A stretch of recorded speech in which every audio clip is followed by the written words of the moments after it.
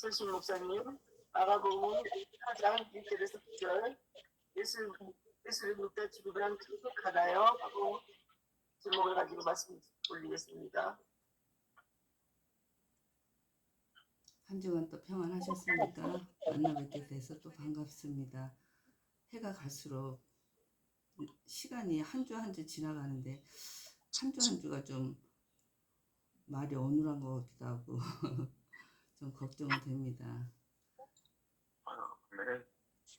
오늘 제목은 예수 믿고 죽으면 천국 가는 게 맞나요? 라는 참 유치원 애들이 묻듯이 그런 질문을 한번 하나님께 드려보고 싶었습니다. 제가 몰라서. 근데 하다 보니까 우리가 좀 잘못 알고 있는 부분도 있고 같이 알았으면 하는 부분도 있고 해서 제가 말씀 전하는 제목으로 정해봤습니다. 근데 이게 내용이 원체 방대하다 보니까 오늘 하루는 끝나지도 못하겠더라고요. 그래서 오늘과 다음 주 1편, 2편으로 나누어서 오늘은 하나님 나라에 대해서만 중점적으로 말씀을 전해보겠습니다.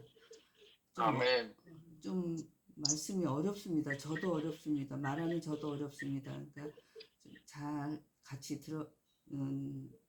보았으면 좋겠습니다. 예수님부터 시작해서 제자들에 이르기까지, 그리고 오늘날 우리에게 이르기까지 모든 성경의 증언의 핵심은 바로 이 하나님 나라였습니다. 기독교 신앙생활에서 하나님 나라는 시작이자 끝이라 할 정도로 아주 중요합니다. 근데 세상 사람들과 교인들까지도 천국과 하나님 나라가 같은 것으로 알고 있습니다. 그러나 성경은 분명히 천국과 하나님 나라를 두 왕국으로 구분하고 말하고 계십니다. 구약에서는 죽어서 가는 천국이 없습니다. 구약에는 유대인들은 원래 천국이나 지옥이 없습니다. 유대인들은 예수님을 아직까지도 그저 좀 유능한 괜찮은 선지자나 예언자로 생각을 하지 절대 신급의 메시아로 받아들이지 않고 있습니다. 그래서 유대인들의 유대교의 경전은 신약이 없는 구약 하나로 유대교가 흘러가고 있습니다. 그런데 신약에서 정통 유대인이었던 마태가 마태복음을 썼는데 거기에서 마태복음에서만 천국이라는 단어가 나옵니다. 천국이라는 단어를 37개 37번 씁니다. 그리고 기껏 한 번 나온 게 디모데 전서에서 딱 한 번 더 나오는 게, 그러니까 모두 성경책에는 천국이라는 말이 38번밖에 나오지 않습니다. 그리고 다른 복음서에는 전혀 쓰이지 않고 있습니다.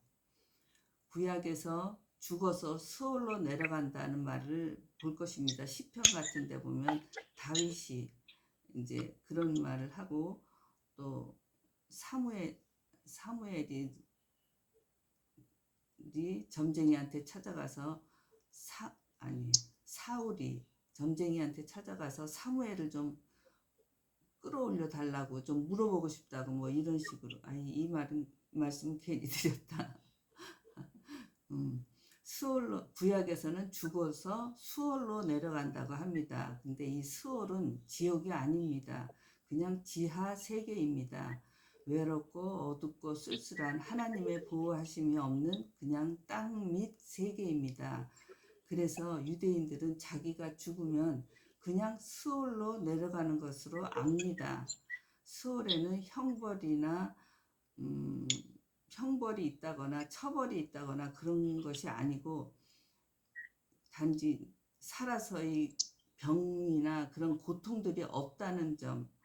그러니까 유대인들은 죽으면 천국은 간다거나 이런 건 아니지만 아무튼 이 지상에서 겪던 고통은 없으니까 그 면에서는 좋은 것 같기도 합니다. 그래서 유대인들은 죽으면 그냥 다 똑같이 수월로 가는 겁니다. 근데 예수님이 오시기 600년 전 이스라엘의 역사가 주변 강국으로부터 시달리는 역사가 시작이 됩니다. 이때를 신약과 구약의 중간에 비어있는 기간이라 해서 중간사, 신구약 중간사라기도 하고 그 기간이 400년이기 때문에 400년의 침묵기라고도 부릅니다. 그간에는 하나님이 어떤 예언자나 선지자도 보내시지 않으시고 아무런 말씀이 없으시고 400년이 흐른 겁니다. 근데 이 시기에 인간이 만드는 나라들, 제국들, 그야말로 제국들이 의해서 이스라엘은 아수르, 지금의 이라크인 바벨론, 그 다음에 지금의 이란인 페르시아, 그 다음에 그리스의 알렉산더에 의해서 시달리더니 로마의 등장으로 본격적으로 시달림이 시작이 됩니다. 이렇듯 사람이 너무 힘들면 이상한 환상 같은 희망이라는 것이 생기게 되듯 기적 같은 일이 일어난다면 모를까 신데렐라가 하루아침에 하녀가 돼서 다락방에서 살면서 매일 왕비가 되는 꿈을 꾸었는데 진짜로 왕자 결혼을 하게 되는 그런 이야기가 있이 세상에서의 희망을 얘기하는데 그때부터 죽어서라도 차라리 지금이 현실이 너무 오랫동안 고통스러우니까 죽어서라도 지상 낙원 같은 천국이라는 말이 유대인들 사이에 생겨서 회자되기 시작을 하였습니다. 세례 요한의 외침 천국이 가까이 왔다 회개하라를 받아서 마태복음 4장 17절에 예수님께서는 이때부터 예수께서 비로소 전파하여 이르시되 회개하라 천국이 가까이 왔느니라 하시더라. 세례 요한이 사역을 전파를 하자 하나님 나라를 전파를 하자 감옥에 갇히게 됐습니다. 그 감옥에 갇히게 돼서 활동을 못하게 되자 예수님이 바톤을 받은 것입니다. 그런데 제가 읽을 때 어떤 때는 천국이라 그러고 어떤 때는 하나님 나라라고 이렇게 말을 해서 좀 헷갈릴 수도 있는데 천국이라고 말할 때는 마태복음에서 인용한 글이고 하나님 나라라고 말할 때는 마태복음이 아닌 다른 복음에서 다른 성경 구절을 인용한 것입니다. 그래서 지금 인용한 것이 어떤 때는 천국이라 그러고 천국 안 쓴다 그러더니 천국이라 그러고 하나님 나라라 그러고 더 헷갈리네 그러시지 마시고 인용이 마태복음에서 인용이 됐으면 천국이라는 단어가 나오고 있습니다. 37번이 나오다 보니까 어디에도 좀 걸리게 돼 있더라고요. 4개의 복음 중 정통 유대인이고 독자층을 유대인으로 삼은 마태는 마태복음에서 유일하게 천국이라는 단어를 37번 사용합니다. 성경책에 하나님 나라보다 천국이라는 단어가 훨씬 많이 쓰인 것 같이 생각이 되는데 그것은 아닙니다. 천국이라는 단어가 우리의 정서와 좀 맞습니다. 천당, 천국 발음하기도 좋고요. 그리고 또한 성도님들에게 여태까지 꼭 집어서 가르치지 않은 그런 면도 있다라고 저는 생각이 듭니다. 우리는 적당히 착하게 살고 적당히 예수님 믿고 살면 죽어서 당연히 천국 가고 평소 안 믿었던 사람들도 죽는 순간에 영접 기도에 아멘 하면 바로 천국을 가는 거로 그렇게 막연히 생각하시는 분들이 많습니다. 네, 기라성 같은 목사님들도 말씀 별로 안 하시는 것을 병아리도 안 되는 제가 이런 단어를 꺼낸다는 것이 좀 두렵기도 하지만 죽은 후에 우리 영혼은 천국을 가려고 왔는데 그런 데가 없다고 그러면 또 우주를 떠돌 것 같아서 우리는 우리 갈 곳을 좀 마련하기 위해서라도 정확히 알아야 된다는 생각을 혼자서 공상과학처럼 했습니다. 아멘. 제가 지금 저보다 나이 많으신 분들도 많으시지만 66살이라는 환갑도 한참 넘은 나이인데 지나온 세월을 돌아다 보면 너무 바람같이 지나갔습니다. 그러나 우리의 혼까지는 잘 모르겠습니다. 혼은 또 육과 연결이 되니까 잘 모르지만 영만큼은 영원한 것이라는 것을 성경을 통해 알게 되어 있습니다. 이 세상 사는 거 잠깐입니다. 죽어서까지 생각할 겨를 없다라 생각될지라도 살아서 남은 생을 사는데도 적당히 신앙생활이라고 주일에 한 번 교회에 나와주시는 것만으로 만족하지 않으셨으면 합니다. 성경이라고 아무것도 모르는 딱딱한 고체의 그림 한 장 없는 글씨 성경책은 보기만 해도 따분하였는데 성경책 속에는 성경 밖 세상과 전혀 다른 또 다른 세상이 전개가 되었습니다. 이 영상을 보시거나 우리 함께 하고 있는 성도님들이 마음에 성경책을 붙잡는 은혜가 있으시기를 축원드립니다. 다시 본론으로 돌아옵니다. 로마의 지독한 압제 속에 수많은 기독교인들이 순교하고 처형당하고 십자가 하면 가장 잔인한 사형 방법으로 당시에 가장 잔인한 사형 방법으로 예수님과 양쪽 그 강도들 세 사람만 십자가에 죽었나 뭐 그렇게 생각할 수도 있는 다른 말이 없으니까 그랬는데 그 당시에 십자가에서 처형된 기독교 성도들이 굉장히 많다 합니다. 그때부터 생긴 너무도 어려운 시절에부터 생기기 시작한 천국은 정말 로마 제국이나 이런 제국의 폭력과 왕이 다스리는 나라가 아니라 메시아가 오게 되고 메시아가 이룰 나라가 마치 다윗 왕조 때 같은 실질적 그런 왕국이 부활될 것을 꿈을 꾸게 됩니다. 구약 사람들이. 천국은 착한 일하고 예수님 잘 믿다가 죽어서 가는 가상적인 나라가 아니라 아주 실제적인 나라입니다. 메시아가 이 땅에 오셔서 아무 근심 걱정 없는 나라를 만드시려 하시지만 유대인들은 끝내 거부하고 메시아 예수님을 십자가에 처형을 합니다. 국가의 3요소인 주권, 영토, 국민 이 3요소를 억지로 꿰다 맞춘 것이 아니라 이 세 가지가 있어야지 나라가 된다는 것입니다. 나라고 국가라는 것이 세워질 수 있는 것입니다. 메시아이신 예수님이 천국이라는 나라로 이스라엘 민족을 국민으로 하여 하나님 나라를 세우려 하신 것입니다. 예수님의 십자가 위에 본디오 빌라도가 유대의 왕이라는 팻말을 붙였습니다. 당시 로마 황제에게 대들지만 않으면 적당히 봐주고 종교도 적당히 인정을 하였습니다. 당시 이스라엘 지방 장관격인 본디오 빌라도가 유대의 왕이라는 팻말을 예수님 십자가 위에다가 붙이자 유대인들은 그것도 싫다고 자칭 유대의 왕이라는 자칭이라는 글자를 붙이라고 하였지만 여기서 빌라도는 내가 쓸 것을 썼다 하고 자칭이라는 말을 쓰지 않고 고치지 않았습니다. 이 유대의 왕이라는 말 하나로도 한 설교가 이루어질 정도로 상당히 많은 의미를 내포하지만 지금은 그럴 시간이 아니라서 그냥 넘어가겠습니다.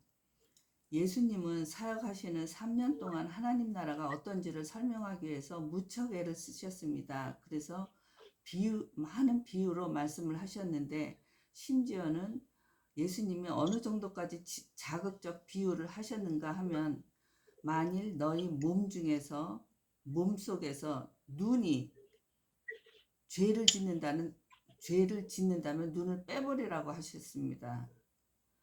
우리 같은 경우 그렇게 하라고 하시면 눈도 빼고 코도 막고 입도 막고 귀도 자르고 그래야 될 거 아니겠습니까? 그래야 될 것 같습니다. 지금까지는 조금 같이 이해가 조금 되셨습니까? 이제부터가 조금 더 헷갈립니다. 조금 어려워지니까 잘 들어보셔주셨으면 합니다. 그동안 너무 천국과 하나님 나라와 하늘나라가 세 개를 어떤 분은 동일하게 쓰시고 어떤 분은 또 각기 다른 것으로 쓰고 우리나라 정서에는 세 개를 그냥 한꺼번에 그냥 쓰고 이렇게 쓰는 용도가 정확지 않고 그냥 그러다 보니까 의미에서도 혼란이 왔습니다. 그리고 죽으면 천국을 간다고 하는 찬송도 많지 않습니까? 뭐 전국에서 만나보자 그날 뭐 그런 거 그런 찬송은 흔히 부르고 있습니다. 같이 생각해 보았으면 합니다. 예수님이 말씀하셨던 하나님의 나라 중 하나는 분명히 우리가 보통 알듯이 죽어서 가는 게 맞습니다. 하나님 나라가 죽어서 가는 게 맞습니다. 죽어서 가는 것이 천국이 아니라 하나님 나라입니다. 근데 하나님 나라인 줄 알았는데 예수님이 말씀하셨던 하나님의 나라 중 하나는 분명히 우리가 보통 알듯이 죽어서 가는 게 맞는데 기독교인들이면 다 죽어서 천국 가는 걸로 생각을 하는데 예수님께서 기가 막히게 만드신 하나님 나라 이게 또 하나가 있었습니다. 그게 뭐냐 하면 임하는 나라를 얘기하셨습니다. 죽어서 가는 나라가 아니라 살아서 나에게 온다는 나에게 임한다는 나라를 하나님 나라를 이야기하십니다. 하나님 나라는 임하지 못하면 못 갑니다. 나한테 하나님 나라가 다가오지 않으면 못 간다 하십니다. 그래서 예수님이 가야 하는 하나님 나라는 굉장히 어렵다는 말씀과 이제 우리가 가는 하나님 나라도 낙타가 바늘기 들어가는 것 마냥 어렵다고 하셨죠. 하나님 나라는 굉장히 어렵다는 말씀과 동시에 오는 나라, 즉 임하는 나라의 은혜를 얘기하시기 시작을 하십니다. 더 어려워지시죠. 근데 실타래를 풀면은 결국 실 한 줄기더라고요. 그러니까는 풀어보면 그렇게 깔끔한 실 한 줄이 되도록 해보겠습니다. 다시 본문으로 돌아와서 하나님 나라가 온다고 하시는 것인지 가야 하는 것인지 혼동이 되기 시작합니다. 예수님이 하나님의 나라가 너희에게 임할 거다 하도 얘기를 하니까 오늘 그 성경을 들고 팔고 그저 목숨같이 생각하는 바리새인들도 혼동이 돼서 잘 이해가 안 되는 겁니다. 그래서 질문을 합니다. 두 가지 질문을 바리새인들도 하니까 우리는 뭐 당연한 거죠. 우리는 감각도 없는데 이 사람들이 질문을 해준 겁니다. 근데 두 가지 질문을 하는데 예수님께서 당신은 가는 곳마다 하나님의 나라가 온다고 얘기를 하는데 도대체 하나님 나라가 언제 옵니까? 가 첫 번째 질문이고 두 번째 질문이 하나님 나라가 어디에 임합니까? 제일 궁금한 겁니다. 언제 임하냐고 그리고 어디에 임하냐고 물으니 여기 있다 저기 있다 말할 수가 없는 것이다. 하나님 나라는 오직 너희 안에 있느니라 이렇게 얘기를 하십니다. 아멘. 이제는 어느새 아멘. 우리 안에 있다고 하십니다. 또 이제 하나님 아멘. 나라가 세 개가 됐습니다. 헷갈려 죽겠습니다. 정리해 봅니다. 하나님 나라는 하나님의 영광의 임재로 인한 영적 세계입니다. 하나님 나라는 어떤 공간적인 영역이 아니라 하나님의 통치 주권을 나타내는 것입니다. 그래서 아멘. 영적 세계의 하나님의 통치를 이야기하기 위해서는 설명할 길이 없는 겁니다.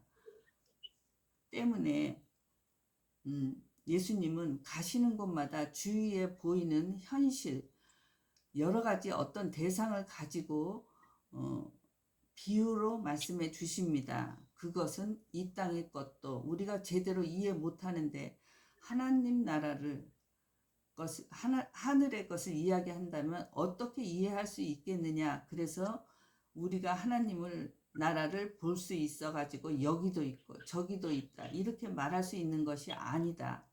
무슨 영토가 있는 게 아니다. 그러니까 벌써 사람들이 이해는 되지 않고 알아들을 수는 없고 하니까 오해를 하기 시작을 합니다. 그러면서 대화를 하는데 하나님 나라는 두 개의 단어로 되어 있습니다. 하나님과 나라 딱 두 개의 단어입니다. 그런데 사람들은 나라에다만 포인트를 강조를 하는 겁니다. 그래서 어느 나라가 하나님 나라예요. 이렇게 얘기하는데 예수님은 강조점을 하나님에게 둡니다. 포인트를 하나님에게 둡니다. 하나님이 다스리는 나라가 임하는데 여기 있다 저기 있다 말할 수 없다 이렇게 말하면서 그래도 예수님이 말하기를 하나님 나라는 너희 안에 있다 이렇게 합니다. 너희 안에 있다 하십니다. 이때 사람들과 예수님의 질문과 답을 보면 완전 비슷하고 답이 되는 것 같지만 자세히 보면 동문서답을 하고 있는 겁니다. 한 사람은 어딨냐고 물어보는데 한 사람은 대답하는 사람은 하나님 나라 얘기해주고 있는 겁니다. 완전히 동문서답을 하면서 장님이 동물원 가서 코끼리 만져서 낄쭉하다 어떤 데는 넓적하다 이렇게 말하는 식으로 보는 사람은 그렇게 보게 되는 겁니다. 잘 이해를 못하니까. 이렇게 아무리 이해를 시키려 해도 이해가 안 되자 예수님은 여러 가지 비유를 쓰시는데 씨 뿌리는 비유를 비롯해서 세상의 일들로 비유를 말씀하십니다. 오늘은 씨 뿌리는 비유만 잠깐 보겠습니다. 오늘은 말씀이 좀 너무 길어지죠. 조금 깁니다. 마가복음 4장 1절부터 9절까지 말씀입니다. 이것은 우리 같이 읽어봤으면 좋겠습니다. 씨 뿌리는 비유인데 마가복음 4장 1절부터 9절까지입니다. 예수께서 다시 바닷가에서 가르치시니 큰 무리가 모여들거늘 예수께서 바다에 떠있는 배에 올라앉으시고 온 무리는 바닷가 육지에 있더라. 이에 예수께서 여러 가지를 비유로 가르치시니 그 가르치시는 중에 그들에게 이르시되 들으라 씨를 뿌리는 자가 뿌리러 나가서 뿌릴새 더러는 길가에 떨어짐에 새들이 와서 먹어버리고 더러는 흙이 얕은 돌밭에 떨어짐에 흙이 깊지 아니하므로 싹이 나오나 해가 돋은 후에 타서 뿌리가 없으므로 말랐고 더러는 가시절기에 떨어짐에 가시가 자라 기운을 막음으로 결실하지 못하였고 더러는 좋은 땅에 떨어짐에 자라 무성하게 결실을 하였으니 30배나 60배나 100배가 되었느니라 하시고 또 이르시되 귀가 있는 자는 들으라 하시니라. 감사합니다. 아멘.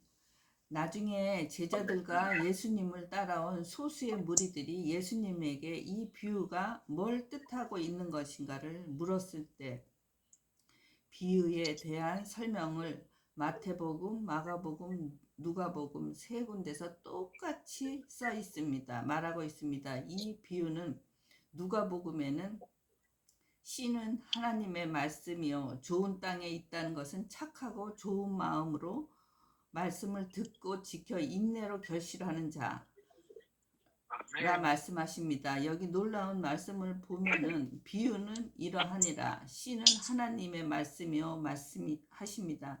지금 우리가 알고 있는 것은 사람이 씨를 밭에 뿌리는 땅에 뿌리는 씨를 땅에 뿌리는 그 얘기를 하고 있는데 예수님께서는 하나님 나라의 비밀을 어떻게 설명하느냐 하면 씨를 땅에 뿌린 걸로 비유를 하고 계시는 겁니다.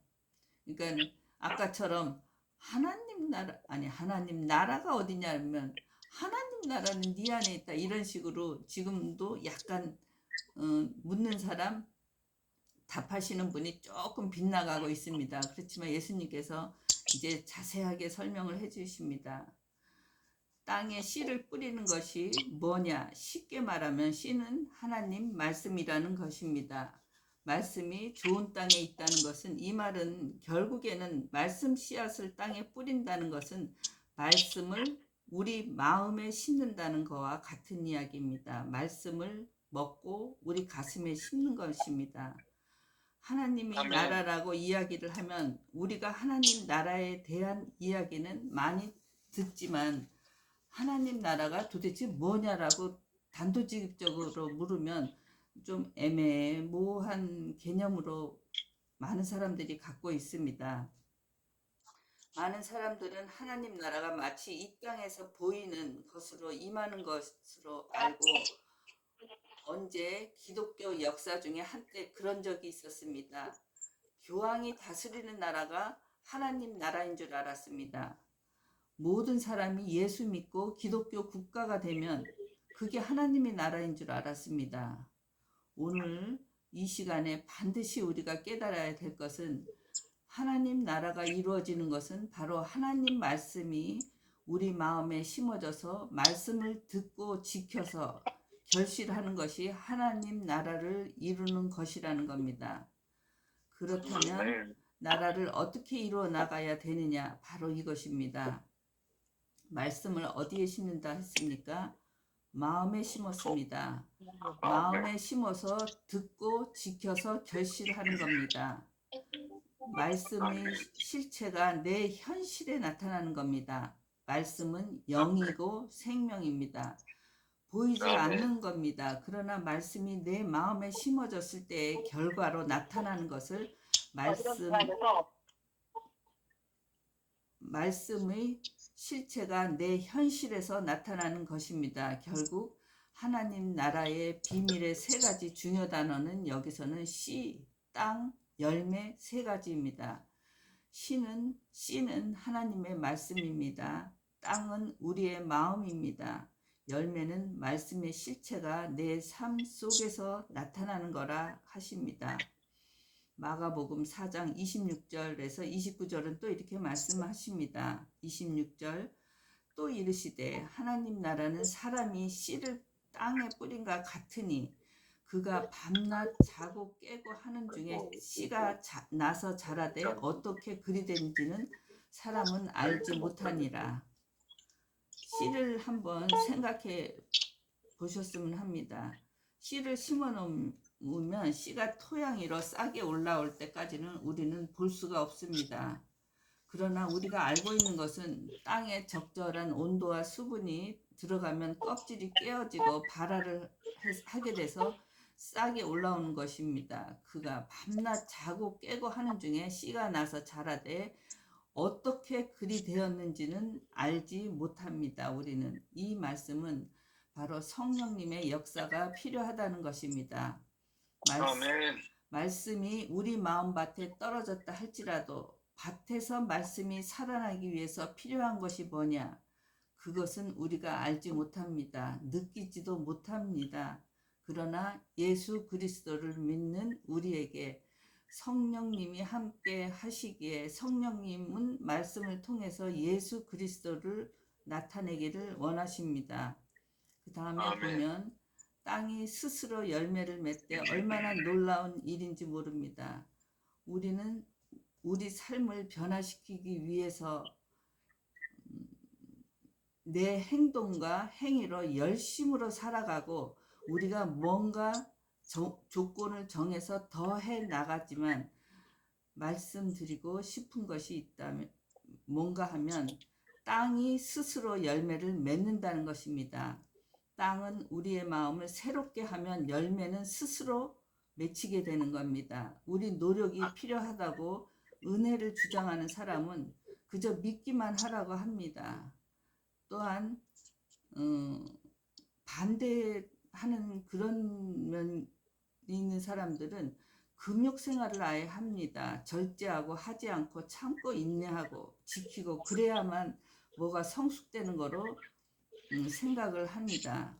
어느 것도 아닙니다. 그 말이 아니고 하나님 나라에 있어서의 변화는 우리의 행위 변화가 아닙니다. 말씀이 우리 안에 심어졌을 때 우리가 그리스도 안에서 내 마음을 새롭게 하면 말씀이 심어져서 그 말씀으로 인해서 우리 마음을 새롭게 하면 땅이 스스로 열매를 맺게 돼 있다는 것입니다. 자연스러운 변화지 억지로 내 노력으로 되는 게 아니라고 분명히 말씀하십니다. 내가 하나님의 말씀을 지키고 행해서 변화가 되는 것이 아니라 마음을 새롭게 할 때 하나님의 본질, 하나님의 본성, 하나님의 지혜, 하나님의 능력이 내 마음을 통해서 나타나게 되는 것임을 그게 진정한 변화라고 하는 것입니다. 아멘. 근데 오늘날 너무 많은 사람들이 자기 본인이 주체가 되어서 이 말씀을 지키고 안 지키고 행하고 행하지 않고 노력하면 변화가 된다고 믿고 있는 것입니다. 그렇지 않습니다. 땅이 스스로 열매를 맺는다 하십니다. 어떻게 말씀이 심겨지고 성령님이 역사하시고 우리가 영으로서 마음을 새롭게 하면 변화를 받아 그때 자연스럽게 우리 행실과 우리 태도가 변화된다는 것입니다.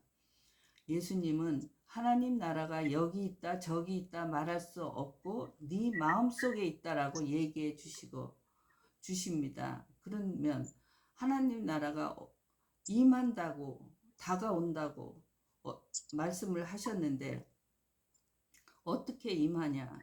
하나님 나라가 어떻게 임하는가를 또 가르쳐 주시기 시작하시는데 마태복음 10장 7절 8절에 이런 말씀을 하십니다. 가면서 전파하여 말하되 천국이 가까이 왔다. 여기서 천국이라고 말한 것은 마태복음을 인용했기 때문에 천국이라는 말을 하는 겁니다. 다른 데는 천국이라는 마태복음 아닌 데는 천국이라는 것이 없습니다. 어떤 분이 뒤에 가서는 왜 천국이란 말을 쓰냐고 안 된다고 해놓고 왜 쓰냐고 그러면서 헷갈린다 그러시는데 인용을 마태복음에서 한 거는 어쩔 수가 없습니다. 천국이라는 말을 씁니다. 전파하여 말하되 천국이 가까이 왔다 하고 병든 자를 고치며 죽은 자를 살리며 나병한 자를 깨끗하게 하며 귀신을 쫓아내고 너희가 거저받았으니 거저주라. 그러면서 항상 제자들에게 두 가지를 하라 하는 겁니다. 천국이 가까이 왔다고 선포함과 동시에 거기에다 사람들을 고쳐주라는 것입니다. 하나님 나라가 임하는 것을 보고 싶으냐? 그러면서 내가 지금 성령을 힘입어서 귀신을 내쫓는다. 그리고 내가 성령의 힘을 입어서 병든 사람을 고친다. 내가 성령의 힘을 입어서 아픈 사람을 치유한다. 이러면 하늘나라가 임한다는 것이라고 이렇게 말씀을 하십니다. 마태복음 10장 7절 8절을 읽어보시기 바랍니다.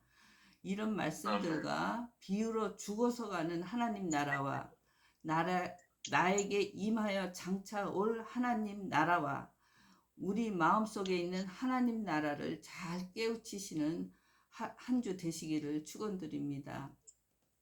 아멘. 오늘은 내용이 너무 방대해서 다음 주에는 구체적으로 천국과 하나님 나라와 하늘 나라를 구별하고 구별되어 정확히 아시도록 제가 또 한번 준비를 해보겠습니다. 주위에 기라성 같은 목사님들이 많으신데 병아리도 안 된 목사가 감히 죽어서 가는 것은 천국이 아니다를 외치려니 이단 아닌가 생각되실 수도 있습니다. 안 듣던 말을 하니까 안 듣던 말을 하는 사람들이 대부분 이단이라 하더라고요. 근데 저는 이단이 뭔지 3단이 뭔지 그걸 잘 알지도 못합니다. 다만 성경을 읽다가 내가 50이 넘도록 주변에 이렇게 돌던 성경 말씀 중에서 좀 내가 도저히 이해가 안 갔던 부분들에 대해서는 제가 깊이 좀 들어가서 파헤쳐서 제대로 알고 싶은 마음에 이렇게 어느 부분은 깊이 가고 어느 부분은 지나가고 이렇게 성경을 읽어가고 있습니다. 그래서 그러니까 틀린 점이 있으면 지적을 해주시면 저는 감사히 받겠습니다. 감사합니다. 다음 주에 또 뵙겠습니다. 기도하겠습니다. 사랑과 은혜의 하나님 아버지, 높으신 하나님께서 낮은 인간으로 이 땅에 내려오셔서 희생 제물이 되심으로 우리를 죄와 고통에서 구원하시고 자유케 하셨습니다. 하나님 아버지, 저희 마음속에는 아직도 세상으로 다시 돌아가려는 옛사람이 있습니다. 매일매일 예수 그리스도와 함께 십자가에 못 박고 예수 그리스도와 함께 새 사람으로 변화되게 인도하여 주시옵소서. 우리 안에 계셔서 말씀을 생각나게 하시고 우리를 대신해 기도하시는 주님께 감사드리며 예수 그리스도 이름으로 기도드립니다. 아멘. 아멘. 감사합니다. 찬송가 570장 다 같이 부를 수 있습니다. 주는 나를 기르신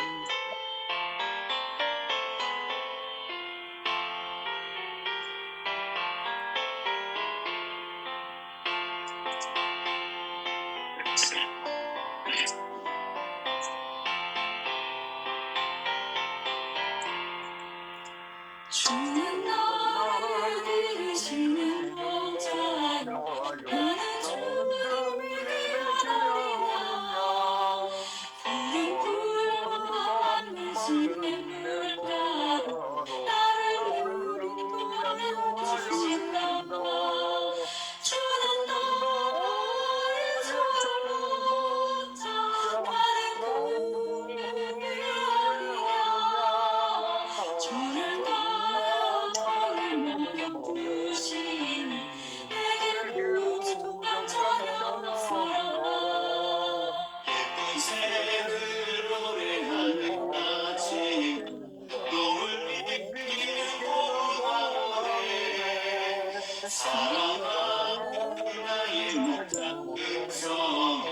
나를 언제나 불러주신다 주는 나의 정복자 나는 그의 어리냐 저를 따라 오늘 먹어주시니 내게 부족한 전혀 없어라 모든 짐승 나를 해치 못하고 거친 비바람 섞지 못하리니 나의 주님 강한 손을 펼치사 나를 주여 지켜주신다 주는 나의 전목자 나는 그의 아리야 저를 따라 물을 먹어주시